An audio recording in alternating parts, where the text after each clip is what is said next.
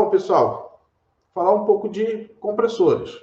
Olhando para a foto aqui, ó, nós temos dois compressores, tá? Um compressor é um compressor convencional e o outro compressor é um compressor inverter.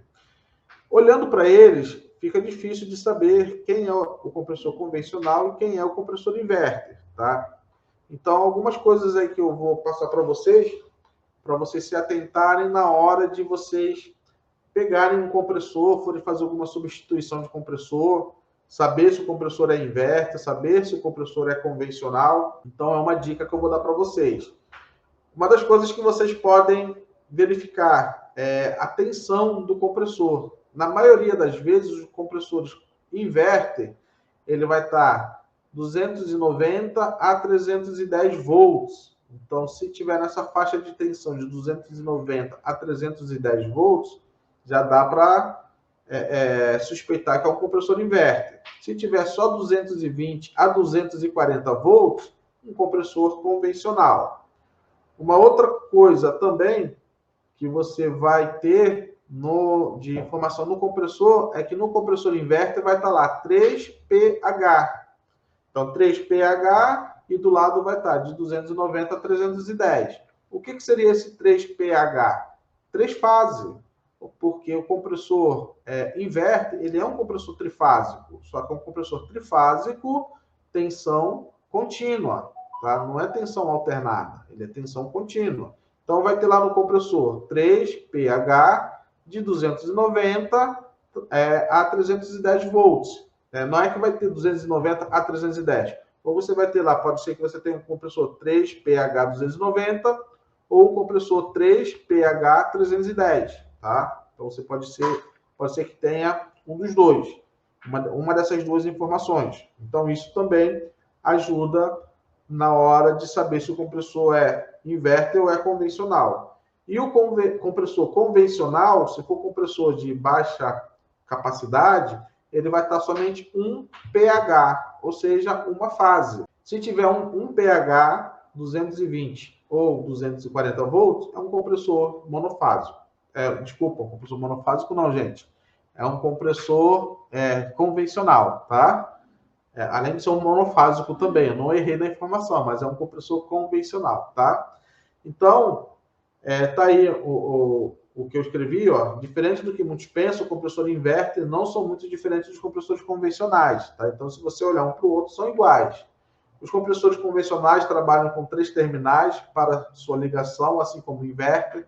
Então, se você olhar o terminal lá, a borneira são três bornes também, então não muda, né? O compressor convencional possui em seu interior parte elétrica e mecânica, o compressor inverter também. E qual que é a diferença entre o compressor inverter e o compressor convencional? São essas informações que eu passei para vocês. Olhar a tensão, se tiver de 290 a 310, já dá para suspeitar que é um compressor inverter. Se tiver 3 pH, aí dá para ter certeza que é um compressor inverter. Se tiver 1 pH, é um compressor convencional. Todos nós que trabalhamos na área da refrigeração sabemos que o compressor convencional, para ele funcionar, precisa de um capacitor, né? Que é conhecido como capacitor auxiliar, capacitor de marcha, capacitor de fase, né? Então, cada local chama o capacitor com um nome diferente, né? E o nosso compressor ele tem lá os 3 terminais dele, né? Que é o C, o M e o A. É o comum, auxiliar e marcha. Pode ser que você encontre outras nomenclaturas, né? Como comum, S e T. Então, depende muito do fabricante. Pode ser que a nomenclatura seja diferente. Mas, de praxe, é isso daí. Comum, auxiliar e marcha. E se a gente pegar um multímetro também e fazer as medições entre os terminais, nós vamos achar valores diferentes, né? Por exemplo, aí, apenas um exemplo, né, que eu coloquei aqui, tá? Entre o C e o M, a gente tem um valor de 6 ohms.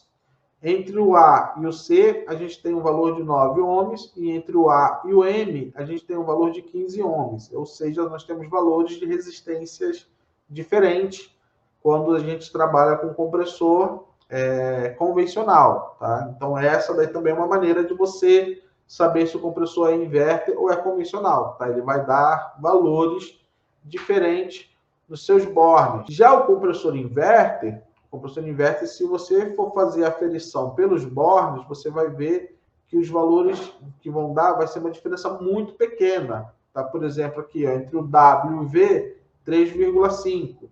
Entre o W e o U, 3,6. Entre o U e o V, 3,4.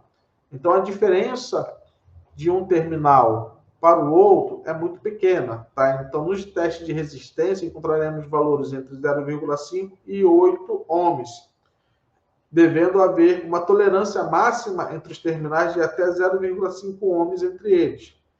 Então, o máximo que a gente pode ter de tolerância entre um terminal e o outro é de 0,5 ohms. Se a gente tiver uma tolerância maior que essa, o compressor já está começando a querer abrir o bico, né? O que a gente costuma falar, já está querendo dar problema. Então, já pode providenciar o mais rápido possível a substituição dele, se ele der uma diferença maior do que 0,5 ohms, tá?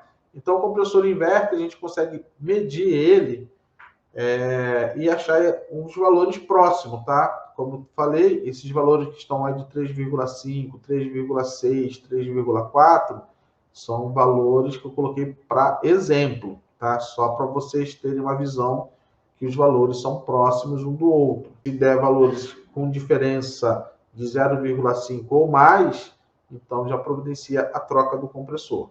E aí a gente pode fazer os testes de compressor, né? Tanto o inverter quanto o convencional, né? Fazer os testes de borne e também fazer o teste de massa, né? O que seria o teste de massa?